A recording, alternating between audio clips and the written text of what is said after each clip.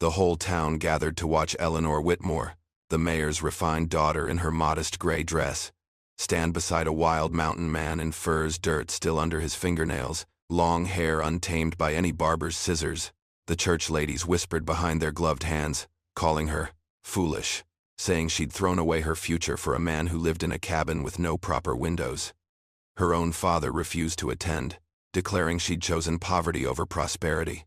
But when that mountain man's estranged uncle died 3 months later, those same gossips stood speechless outside the bank, watching Eleanor's husband sign papers that made him the wealthiest landowner in 3 territories. Don't forget to like this video and subscribe to the channel so you never miss a ride into the Old West. The wagon creaked to a halt outside what Caleb called home, and Eleanor felt her breath catch in her throat, not from romance, but from the stark reality of the life she'd chosen. The cabin stood small and defiant against the towering pines, its logs chinked with mud and moss, a single window covered with oiled paper that barely let in light, and a stone chimney that leaned slightly to the left like it might topple in a strong wind. This was nothing like her father's whitewashed mansion with its crystal chandeliers and imported rugs, nothing like the future she'd been promised if she'd only married the banker's son with his soft hands and softer spine. Caleb lifted her down from the wagon, his rough palms circling her waist with a gentleness that contradicted his wild appearance, and she saw something flicker in his dark eyes, uncertainty, maybe even fear that she'd ask him to turn the wagon around and take her back to town. But Eleanor Whitmore had never been a coward, so she lifted her chin, gathered her skirts, and walked through that crooked doorway into her new life. The interior was sparse, a rope bed in one corner, a table hewn from a single massive log, 2 chairs that didn't match, shelves holding tin plates and cups, and a fireplace that dominated the space like a hungry mouth waiting to be fed. There was no stove, no proper kitchen, just an iron pot hanging from a hook over the fire, and a Dutch oven sitting in the coals. The floor was packed earth, not planks, and when she looked up she could see daylight through gaps in the roof where the shingles didn't quite meet. A bearskin rug lay before the hearth, the only luxury in a space built purely for survival. And Eleanor wondered how many nights Caleb had spent alone in this place, watching shadows dance across those rough walls, waiting for a life that must have seemed impossible until she'd said yes to his proposal. Her hands, soft from a lifetime of embroidery and piano lessons, blistered within the first week. Hauling water from the creek meant multiple trips with buckets that grew heavier with each step, the rope handles cutting into her palms until they bled. And Caleb would find her at dusk, with her shoulders shaking from exhaustion, wrapping her damaged hands in strips of cloth torn from her petticoats. He taught her to chop wood, standing behind her with his arms guiding hers, showing her how to read the grain and where to strike. His breath warm against her neck as he murmured instructions in that low voice that still made her heart stumble. She learned to shoot his rifle, the kick bruising her shoulder purple, but eventually she could hit a target at 50 yards, and the pride in Caleb's eyes felt better than any compliment she'd received in a ballroom. He showed her how to skin rabbits, how to tell poisonous plants from edible ones, how to read the sky for coming storms, and with each lesson, Eleanor felt herself transforming from the mayor's pampered daughter into something harder and more capable. The isolation pressed against her like a physical weight. No neighbors for miles, no afternoon teas or book clubs or Sunday socials, just the endless whisper of wind through pine needles and the distant calls of eagles circling the peaks.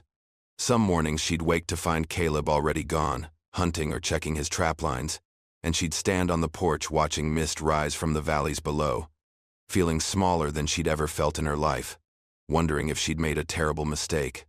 The silence could be crushing, broken only by the crack of branches in the forest or the scream of a mountain lion somewhere in the darkness, and there were nights when she'd lie awake listening to sounds she couldn't identify, her heart pounding against her ribs while Caleb slept peacefully beside her. At night, wrapped in Caleb's arms under rough wool blankets, she'd listen to his heartbeat and wonder if love alone could sustain a person, if the warmth of his body against hers could compensate for everything she'd surrendered. But supplies ran low, and Eleanor had to face the town again, walking into Morrison's general store with her chin high and her worn boots tracking mountain mud across floors she'd once glided over in silk slippers. The church ladies clustered near the fabric table, their conversation dying the moment she entered, replaced by whispers that buzzed like wasps in a disturbed nest. Mrs.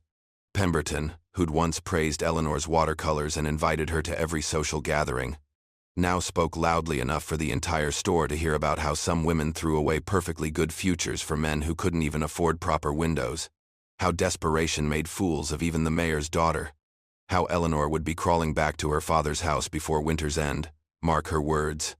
The younger women giggled behind their hands, their eyes bright with malicious pleasure at seeing the mayor's daughter brought so low, and Eleanor felt heat crawl up her neck as she pretended not to hear.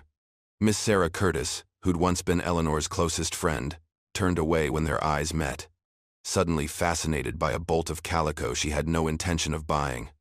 The shopkeeper's wife served every other customer first, leaving Eleanor standing with her short list of flour, salt, and coffee beans, making her wait until the proper ladies had departed with their purchases and their poisonous sympathy. When Eleanor finally approached the counter, the woman counted out her change with exaggerated slowness, her lips pressed into a thin line of disapproval, and Eleanor wondered how she'd ever thought these people were worth impressing. Eleanor's hands shook as she finally placed her coins on the counter, taking her packages wrapped in brown paper, and she held her tears until she was back in Caleb's wagon, the town disappearing behind her as the horses climbed toward the mountains. She arrived at the cabin with her face blotchy and her eyes red, and Caleb asked no questions, just pulled her into his arms and held her while she cried against his chest, his heart steady beneath her cheek. That night, as they sat before the fire, Caleb began to speak haltingly at first, then with gathering momentum about the life he'd left behind. His family owned half of Philadelphia, shipping magnates with fingers in railroads and banks, living in a mansion that could swallow Eleanor's father's house 3 times over. They'd chosen a bride for him, a railroad baron's daughter with a dowry that would expand the family empire. And when Caleb refused, when he said he'd rather build something with his own hands than inherit something built on the backs of exploited workers, his uncle, the family patriarch, had disowned him with a fury that shook the crystal in the chandeliers. Caleb had walked away from millions, taken nothing but his horse and his rifle, and headed west, where a man's worth was measured by his character and his skill, not the size of his inheritance or the pedigree of his name.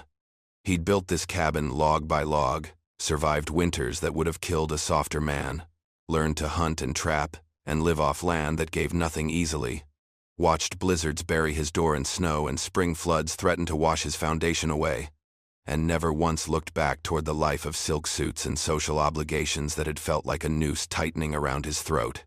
Eleanor listened to his words, watched the firelight dance across his bearded face, saw the shadows it cast in the hollows of his cheeks, and understood that his poverty wasn't a failure of ambition or ability. It was a declaration of independence, a choice to live by his own code rather than dance to music composed by men who valued profit over people. She reached across the space between them and took his calloused hand in her blistered one, their damaged palms pressing together, and something shifted in her chest. The town's mockery suddenly seemed hollow, their judgments the bleating of sheep too frightened to step outside their fences, and she realized she'd rather have honest poverty with a man who stood for something than comfortable wealth with a man who stood for nothing. The mountains no longer felt like exile but like freedom, and as Caleb pulled her close, kissing her with lips chapped from wind and weather, Eleanor understood she'd made the only choice her heart could have lived with. She'd chosen truth over comfort, love over security, and a man whose roughness concealed depths the town would never comprehend. And in that moment, she knew she'd choose him again, would choose this hard life, and these calloused hands, and this drafty cabin, 1,000 times over any mansion filled with people whose approval came with conditions she could never meet. The lawyer arrived on a Tuesday morning when frost still clung to the pine needles, and Eleanor was kneading bread dough with flour dusting her forearms, her hands finally calloused enough that the work no longer left them bleeding.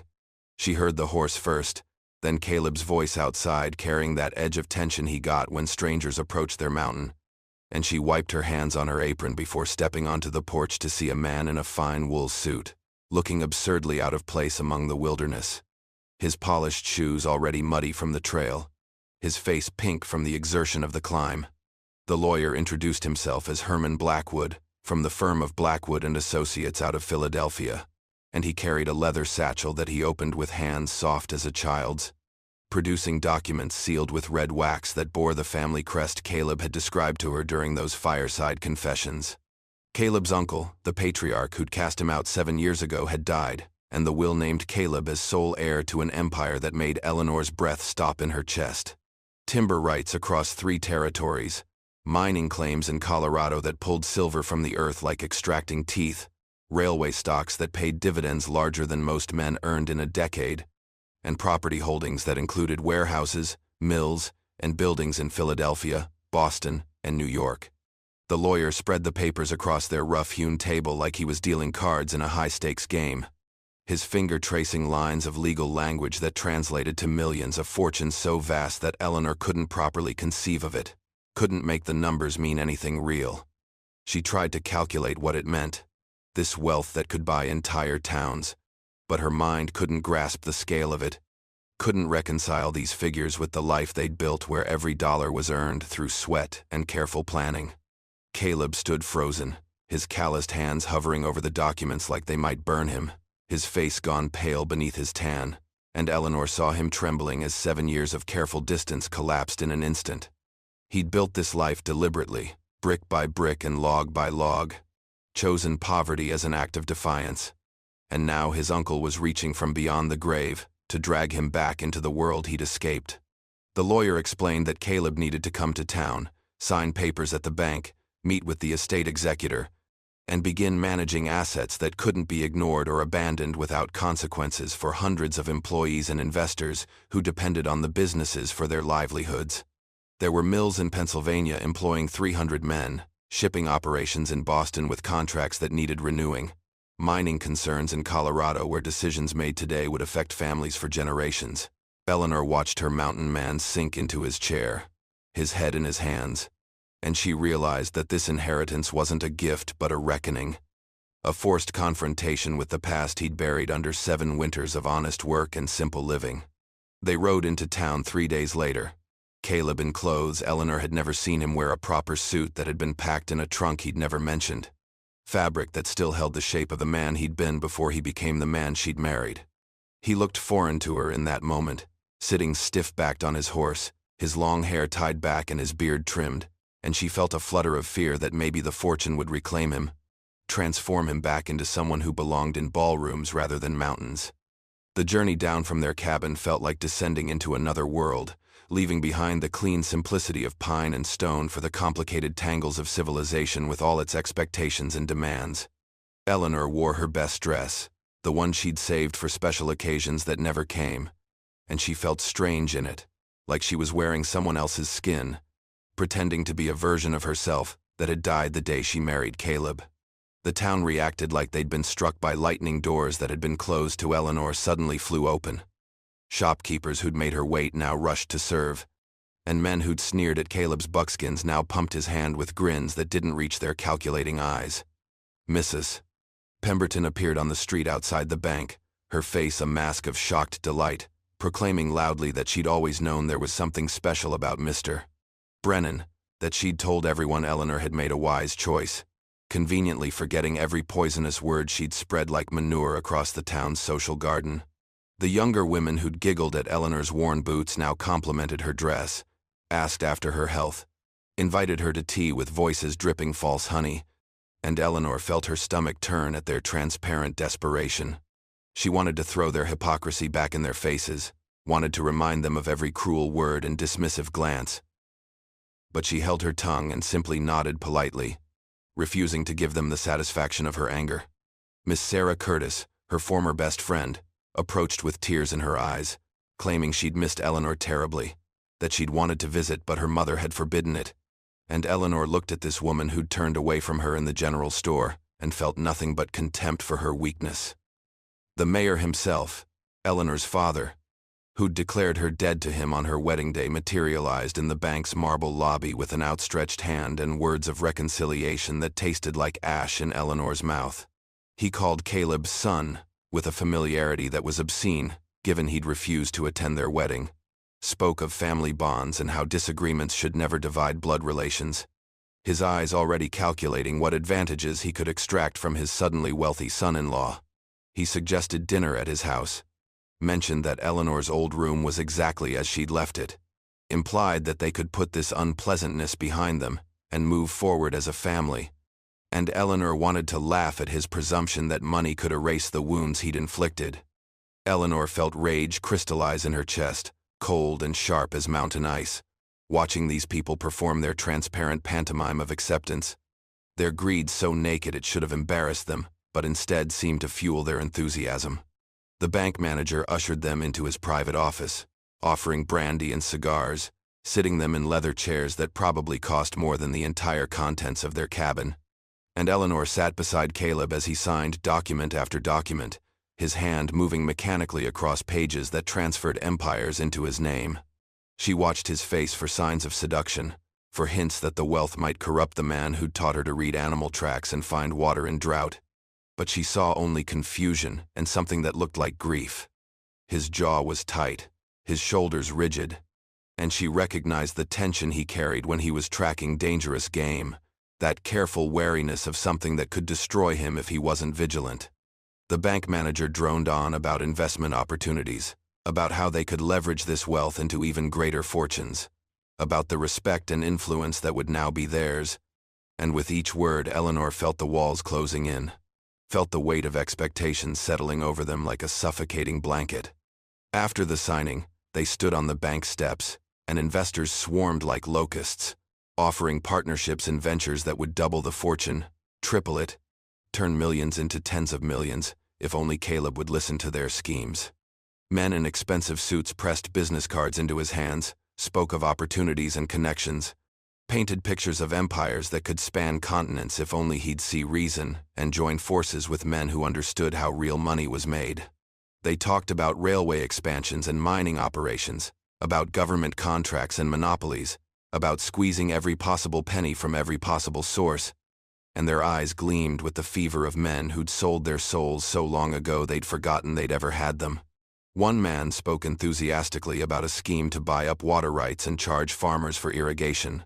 Another suggested investing in tenement housing where immigrants would pay anything for a roof over their heads. And a third proposed a partnership in a factory where children worked 14-hour days for pennies. Her father pushed through the crowd, suggesting that Caleb could buy the old Patterson estate on the hill, build a mansion worthy of his station, join the town council, and bring dignity to the family name, speaking as if the dignity had been lacking in Eleanor's choice, rather than in his rejection of it. Eleanor felt her husband's hand tighten on hers, his calloused palm grounding her, and she saw him looking at her with those dark eyes that had promised her honesty when the rest of the world offered only pretense. That night, in a hotel room, neither of them wanted the cabin too far to reach before dark. Caleb sat at the window staring out at streets lit by gas lamps, and Eleanor came to stand beside him, her hand on his shoulder. The bed was soft, too soft after months of their rope mattress, and the walls felt close and suffocating after the open spaces of their mountain home. The sounds of the town filtered through the window, drunken laughter from the saloon, a piano playing badly, the clop of horses and rattle of wheels on cobblestones, and it all felt wrong, artificial, a poor imitation of the honest silence of their mountain. He spoke without turning, his voice carrying that mountain quietness she'd learned to listen for, saying he could feel the fortune trying to reshape him, could feel the expectations pressing against his chest like a hand pushing him underwater, and he needed to find a way to honor the inheritance without letting it destroy everything he'd built. He confessed that sitting in that bank, signing those papers, he'd felt the pull of his old life, the seductive whisper that said he could have power and influence, that he could shape industries and control destinies, and for a terrifying moment he'd wanted it. He'd imagined himself in his uncle's office, making decisions that affected thousands of lives, wielding power the way other men wielded hammers, and the temptation had been so strong he'd almost forgotten why he'd left that world in the first place. Eleanor kissed his temple, tasting salt and fear, and told him they'd find that way together, that wealth didn't have to corrupt unless they let it, that maybe they could take his uncle's empire and transform it into something that reflected their values rather than the old man's greed. She reminded him of who he was, of the man who'd built a cabin with his own hands, who'd taught her to survive in the wilderness, who'd chosen poverty over compromise, and she watched the fear leave his eyes as he remembered. Caleb turned to her then, pulling her into his lap. and in his eyes she saw the mountain man resurface, the wildness returning like a wolf emerging from shadows. Over the next weeks, he formulated his plan, and Eleanor watched him work with the same focused intensity he'd brought to building their cabin, to teaching her survival, to creating their life. He met with the estate's lawyers and accountants, studied ledgers that detailed decades of business practices, and what he found turned his stomach. Workers paid barely enough to survive, forests stripped bare without thought for regeneration, mining operations that left men crippled and communities poisoned. His uncle's empire was built on human suffering, on the broken backs and ruined lungs of men who had no choice but to accept whatever crumbs were offered, and the more Caleb learned, the angrier he became. He would keep the fortune, but he wouldn't become what his uncle had been. He'd establish a lumber operation that paid workers fairly and practiced sustainable harvesting, would invest in ventures that lifted communities rather than exploiting them, would build something that honored both the wealth he'd inherited and the values he'd discovered in poverty. And Eleanor watched him transform the empire not through destruction but through redemption, taking what was rotten and making it clean, proving that a man could be wealthy without being cruel, powerful without being corrupt, and that sometimes the hardest thing in the world was having everything and choosing to use it well. Caleb and Eleanor broke ground on their lumber mill 6 months after the inheritance, choosing a location where the forest met the valley and a stream could power the saws. And from the first day, Caleb made his intentions clear to every man who came seeking work: fair wages, safe conditions, and sustainable practices, or find employment elsewhere. Workers who'd been exploited by other timber barons, men with missing fingers and chronic coughs from breathing sawdust in mills that cared more for profit than people, arrived skeptical but desperate, and within weeks they were spreading word that Caleb Brennan paid a living wage, limited working hours, and actually listened when they spoke about safety concerns. The mill itself was built with safety in mind, with proper ventilation to clear the sawdust, guards on the machinery, and a bell system that could halt all operations if danger was spotted, innovations that cost more initially but saved lives and limbs in the long run. Eleanor worked alongside her husband, keeping the books with the same precision she'd once applied to embroidery, tracking every penny not to hoard it but to ensure it flowed where it was needed. And she discovered she had a head for numbers that her father had never bothered to cultivate, too busy grooming her to be decorative rather than useful. She calculated profit margins and operating costs, negotiated contracts with suppliers who initially tried to cheat her until they realized she could spot inflated prices from across a room, and she took satisfaction in proving that a woman's mind was just as sharp as any man's when given the chance to develop. They built a homestead that reflected their merged identities, larger than the cabin but not ostentatious, with proper windows that let in light, and a kitchen where Eleanor could work without her back aching, but also with rough-hewn beams and stone fireplaces that reminded them of simpler days, of the life they'd chosen before wealth chose them.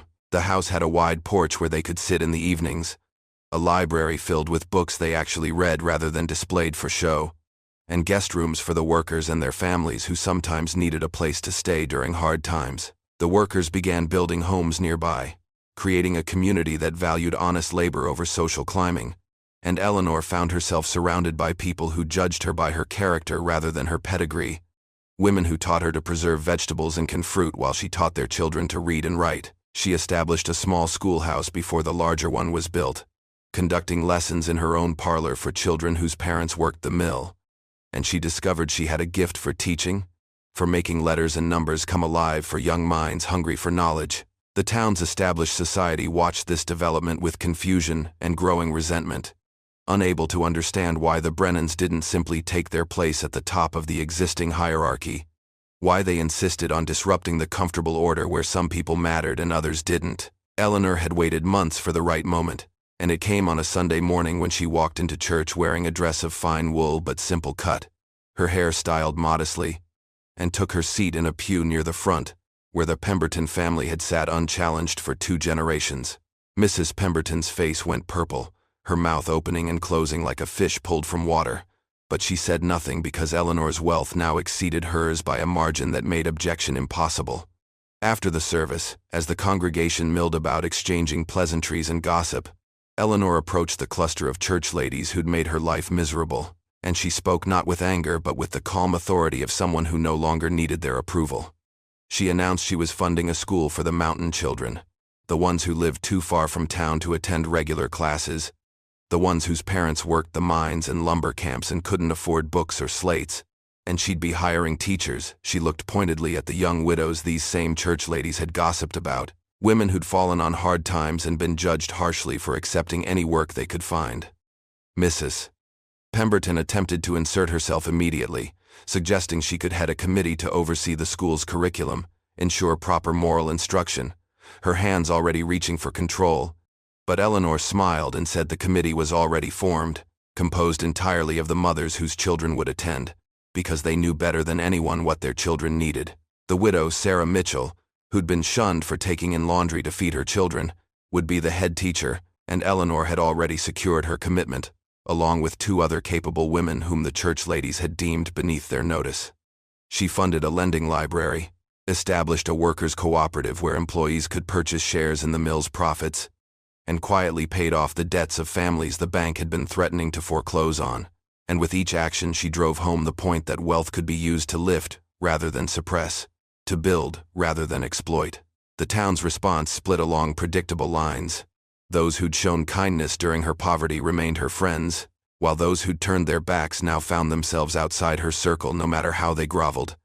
And Eleanor discovered that having money meant having the power to remember who'd shown their true character when it cost them nothing to be cruel. 6 months after the mill's opening, Eleanor's father appeared at their homestead unannounced, his carriage looking out of place among the wagons and workhorses, his face carrying lines of stress that hadn't been there a year ago. His shipping business was failing, strangled by railroad competition and his own poor decisions, debts mounting like snow in a blizzard, and he'd come to ask Caleb for a loan, the words clearly choking him as they left his mouth. Eleanor stood beside her husband on their porch, remembering the day her father had told her she was no longer his daughter, remembering his refusal to attend her wedding, his public declarations that she'd destroyed her life and shamed his name, and she felt the weight of choice pressing against her chest.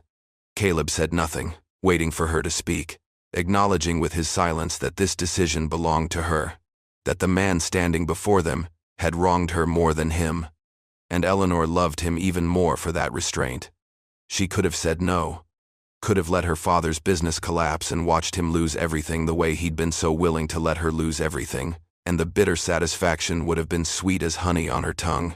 But Eleanor had learned something in her time on the mountain, something about the difference between justice and revenge, about how becoming hard enough to match cruelty blow for blow meant letting cruelty reshape you into something you'd never intended to be. She told her father yes, they would help, but not with a simple loan that would let him continue his failing practices instead. Caleb would invest in the business, restructure it, and her father would work under their direction, would learn to treat his workers with dignity, would prove through action rather than words that he understood why he'd been wrong. Her father's face went through a series of expressions: relief, then anger at the conditions, then calculation as he weighed pride against survival, and finally, a grudging acceptance that he had no leverage to negotiate. Eleanor added one more condition, her voice steady and cold as winter stream water. He would apologize, truly apologize, not just to her but to Caleb, and he would mean it. And if he ever spoke ill of her choices or her husband again, the support would vanish like morning mist. Her father stammered through an apology that started false and stilted but became, somewhere in the middle, genuine. His voice breaking as he admitted he'd been wrong, that fear of judgment had made him cruel, that he'd traded his daughter's happiness for social approval, and the exchange had left him bankrupt in ways that had nothing to do with money. He confessed that he'd watched from a distance as she built something real and good, that he'd seen the respect she commanded from people who actually knew her rather than just her name, and that shame had kept him away longer than pride. Eleanor didn't rush to embrace him, didn't pretend years of pain could be erased by words, but she nodded her acceptance and invited him to stay for dinner, a first step on a long road toward something that might eventually resemble forgiveness. That evening, as the sun painted the mountains gold and red, Eleanor and Caleb stood on their porch watching workers head home to their families, smoke rising from chimneys in the small community they'd helped build, children playing in the dusty street, and Eleanor felt a contentment she'd never experienced in her father's mansion. Caleb's arm wrapped around her waist, his calloused hand rough against the fine fabric of her dress, and she leaned into him feeling the solid warmth of his body, this man who'd given her nothing but honesty, and everything that mattered. They'd taken a fortune built on exploitation, and were slowly, deliberately transforming it into something that served rather than took, that built up rather than tore down. And the work was harder than chopping wood or hauling water had ever been, because it required constant vigilance against the seductive whisper that said they deserved to live like royalty, that they'd earned the right to exploit others the way they'd been exploited. Eleanor turned her face up to kiss her husband, tasting mountain air and wood smoke on his lips, and she thought about the church ladies who'd mocked her, the investors who'd tried to corrupt Caleb, the town that had judged them so harshly for choosing love over status. They'd been right to laugh at her marriage to a poor mountain man, she supposed, because that marriage had ended the moment the inheritance arrived. What they had now was something bigger, a partnership that wielded wealth as a tool rather than a trophy, that measured success by the number of families they could help rather than the size of their mansion. The mountains rose behind them, eternal and indifferent. And Eleanor understood why Caleb had fled to them all those years ago, why he'd chosen this hard land over easy luxury, because the mountains didn't care about social status or family names or how many zeros followed the number in your bank account. They only cared whether you were strong enough to survive them, honest enough to face them, and wise enough to respect them. She and Caleb had become stewards of these mountains and the people who lived among them, and that responsibility was heavier than any crown, more valuable than any fortune, and more satisfying than any life she could have lived in her father's world, where worth was measured by what you owned rather than what you gave. Eleanor looked out at the community they'd built, at the lights beginning to glow in windows as families gathered for their evening meals, at the mill standing silent now but ready to roar back to life come morning, and she knew that the townspeople who'd laughed at her choice had been profoundly wrong about one thing she hadn't married down. When she chose Caleb, she'd married into a truth they'd never understand, that real wealth wasn't counted in bank accounts but in the strength of calloused hands holding yours, in the respect of people who'd seen you at your lowest and chosen to stand beside you anyway, in the knowledge that you'd built something that would outlast you and make the world better for having existed.